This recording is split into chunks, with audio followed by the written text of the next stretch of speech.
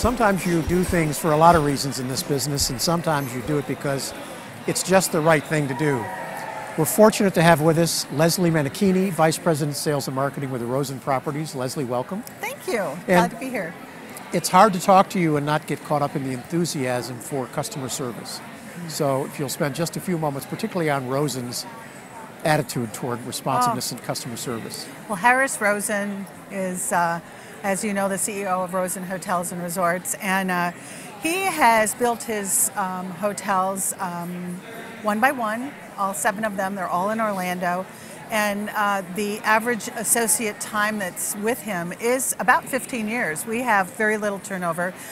The reason we do so well is simply because we have pride in ownership. Everybody feels like they have a piece of the company because he has engaged everybody to empower them to do the right thing, make decisions, but mostly to provide the customer service, because without the customers, what have you got?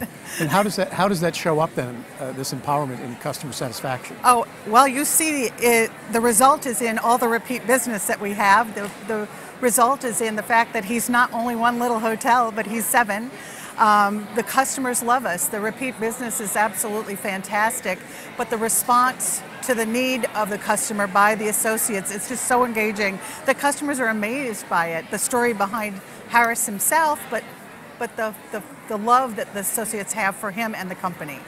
I was struck with, because we talked about the bottom line. Right. And you said sometimes the bottom line is it's the right thing to do. The bottom line it's you do things for people, for groups, for associates. It doesn't matter who it is, because we're all internal, external associates or partners of a program. Somehow we're extended by the guests when they come and stay with us, but it is always the right thing to do to make decisions that don't necessarily affect a bottom line by dollars and cents, but affect a bottom line by the retention, the customer retention, and what people need right now. They'll give it back to you later if you're good to them now. Well, for example, let's talk green.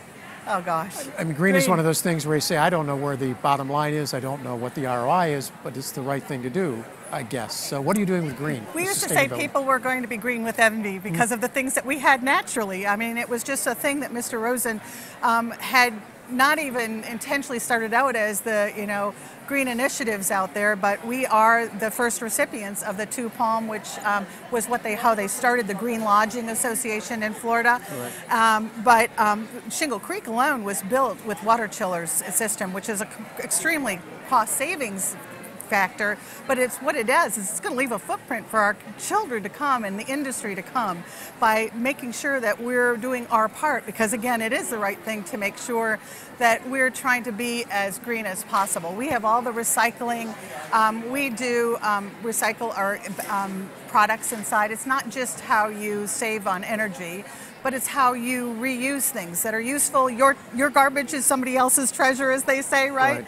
But we do one thing that's really unique. We tease our guests. We say, go by the 8th hole if you should smell French fries, but you only see a lawn maintenance gentleman there.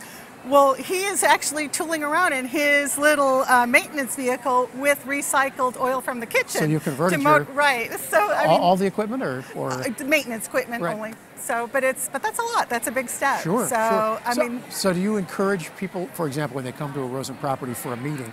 When a meeting planner comes, do you counsel them on ways to create sustainable meetings, if asked? Right. We don't try to counsel or coach, but we try to say we have this available. We have green meetings, Rosen Green Meetings site. We give tips on what you can do at the end of your meeting, how to recycle the things that are left by giving them to the schools or giving them somewhere in the community to leave their footprint behind. We also find ways to help them be better planners where it comes to what they actually need. Should they be using recycled things from their previous meetings? So we try to help with that. Do you have a way to capture metrics? How do you measure satisfaction? Oh, absolutely. I mean, other than repeats. Well, there's ways to capture your leisure traveler. There's ways to capture, we have our surveys. We have different programs that we use to, see if we're satisfying. We have our, repeat guest programs, whether it be an individual or for a group piece of business, but we have our own Rosen rewards. We don't have honors points that go, oh, I'm going to have all these points and give them back to myself for a vacation or whatnot, but we have Rosen Rewards, which is rewarding in different ways, corporate social responsibility. We will give our customers a % back to their master account that they can use part for their master account and part towards a corporate social responsibility event at the end of their program. So wow, that's very unique, isn't it? So it is, well, it's today. Today's world, I think, is about giving. Mr. Rosen is a huge philanthropist. It is all about what you can do for tomorrow, how you can help.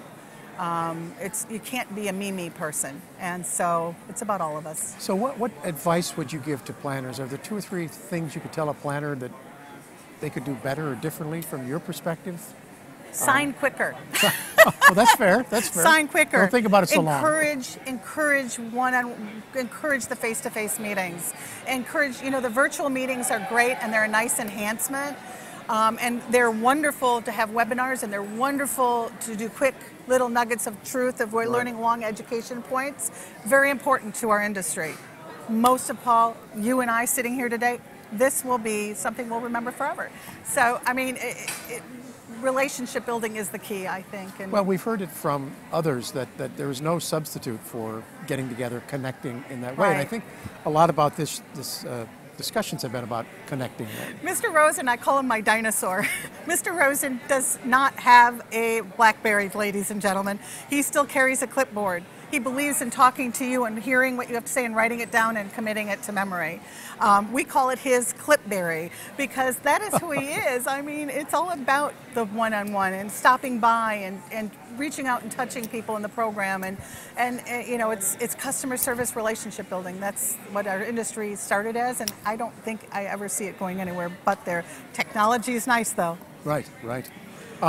And you get, I'm sure, some good feedback from planners who have meetings at your hotel. Absolutely. In terms of the overall experience, the technology, the value. The technology is wonderful. The hotels are built, and we have our own technology company. So we're able to stay in tow with what's going on, but our partners at PSAV, this is not my plug, this is my heart talking, my partners at PSAV are truly partners. My IT company helps me connect, but my PSAV keeps us out there in the front line and keeps things fresh, new, creative, innovative, and the customers love that. And that's one of the things that we know now about the customers today is they have to be feeding through with technology that is of the highest caliber. And so, I I think that they're telling us this, and we know this. Thank you so much, Leslie. Thank you. I appreciate it. Speaking with Leslie Menichini, you can tell she's not very enthusiastic.